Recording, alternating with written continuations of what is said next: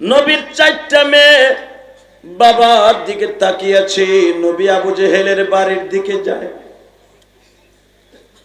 বিশ্ব নবী আবু জেহেলের বাড়ির সামনে গিয়ে ঘরের যেটার সাথে তালা মারা হইতো ঘরের কড়া ধরে নাড়াচাড়া দিছে।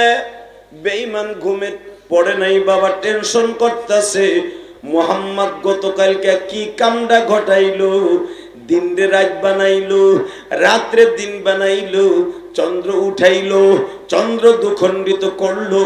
মুহাম্মদ আসলে কি জাদু জানে না তার কাছে মধু থাকে? এই টেনশনে ঘুম আসে না। আবু জেহেল ভাবতেছে যে কোনো মুহূর্তে মুহাম্মদ মক্কা দখল করে ফেলবে। মুহাম্মদ যেই জিনিস দেখাইল পৃথিবীর কোন মানুষের দ্বারা সম্ভব নয় রে বিবি।